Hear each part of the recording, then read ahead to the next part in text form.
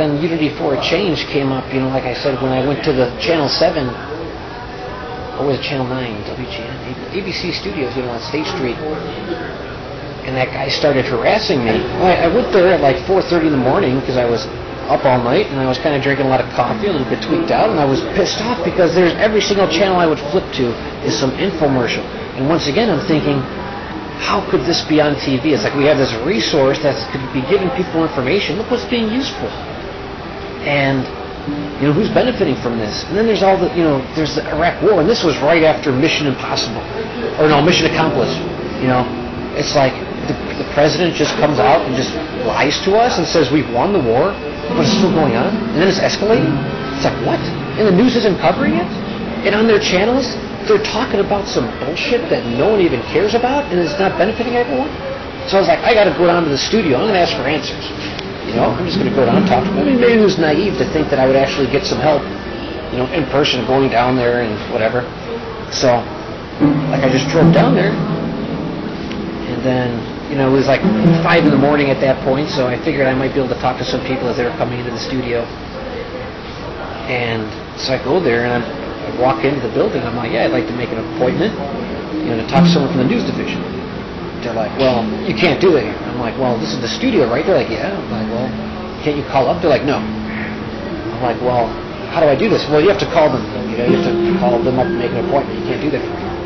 They're like, all right, can I use your phone? They're like, no. It's like, all right, well, can you give me the number? They're like, no. So I was like, all right, well, can I just wait outside and maybe ask someone who's coming in the building and talk to them? And they're like, no, just get the hell out of here, essentially.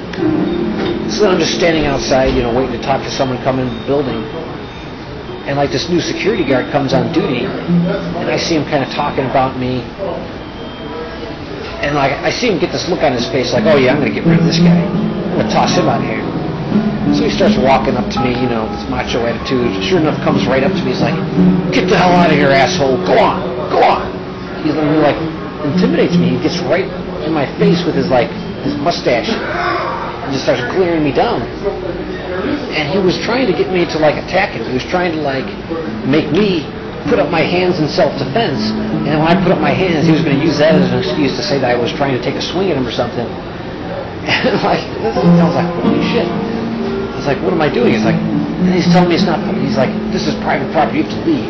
I'm on the sidewalk. I'm like, no, this is the public property. I'm on the stand. He's like, no, you have to get out of here. And this guy was such an asshole. I started to believe him. I'm like, shit. This is private property. I'm like, what the hell?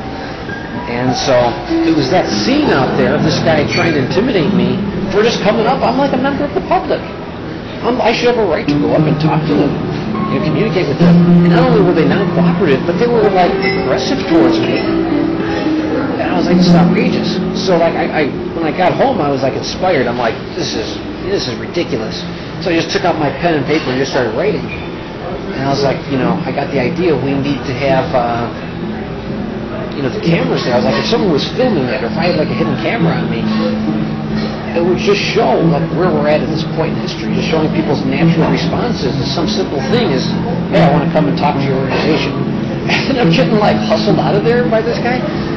And then I realized, well, what if he took my camera? I might need another camera. Then once they took that camera, I might need another one. I was like, we just need a whole bunch of people there. Everyone has cameras, and we're going there to protest the media. And then I started writing this plan to get a bunch of people to start protesting the media, because the media is not putting the answers on the air. They're just broadcasting a bunch of bullshit. And I thought, how ironic would that be if the public got together, not only was complaining about how bad their media coverage was, but we actually produced our own video content and told them that we want them to play this on the air because this is what's important.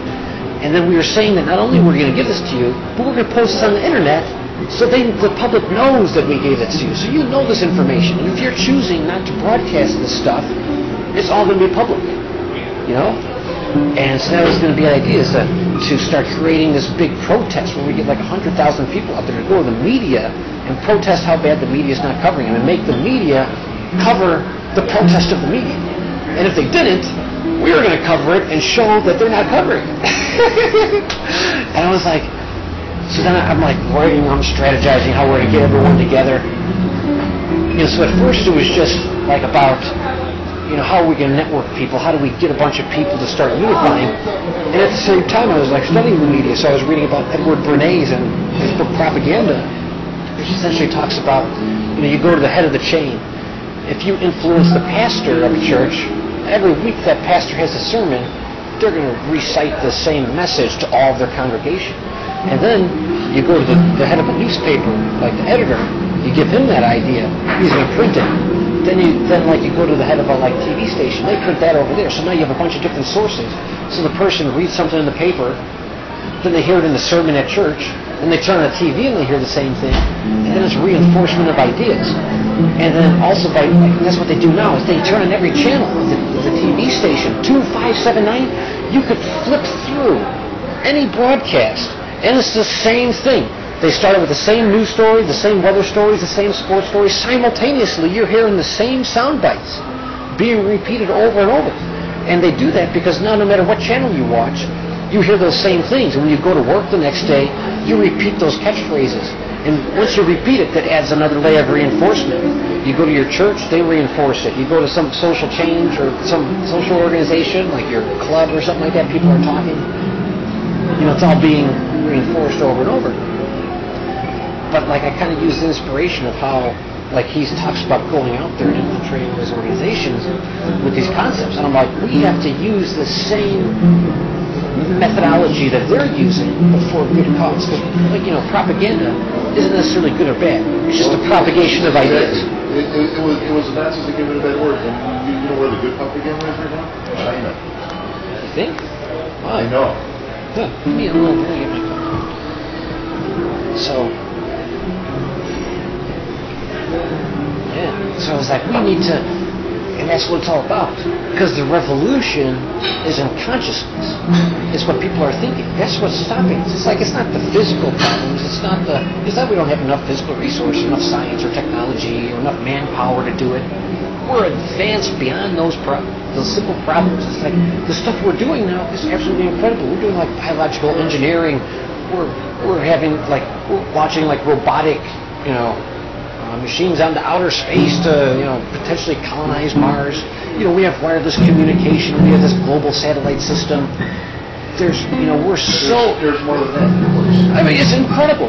We don't even know, and that's what we know about. Then there's probably this whole other secret operations that the governments are working on secretly for, the last 60 years or something like that, since the beginning, maybe the entire history of government. It's probably in the secret, stuff. They might have flying saucers and whatnot, invisibility project. I have no idea, but I know we're at the cutting edge.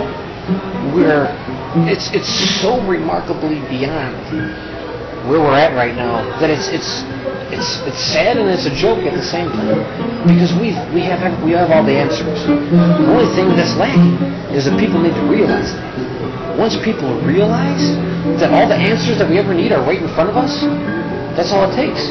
So this is another preliminary observation that I've made, which I think is the fundamental thing that got me going. It's before I had any idea about a system of government or having this global social change organization, it's just look at where we are in history. We've already solved everything that we need.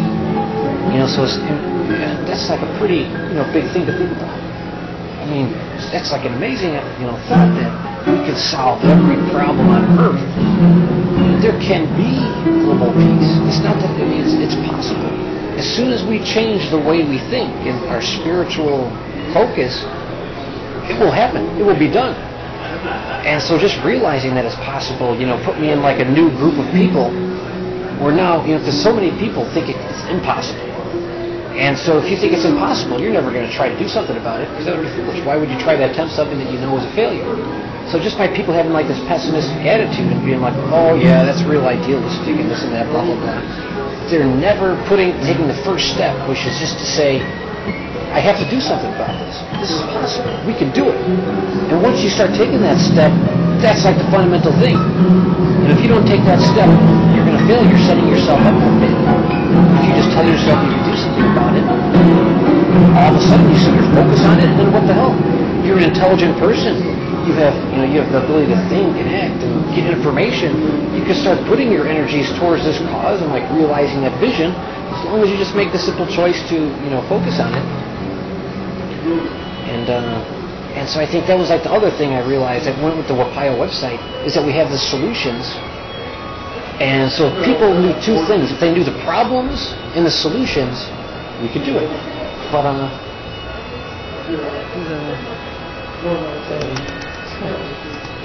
you like it? Yeah, he's been in the military for about 50 years. Look at it.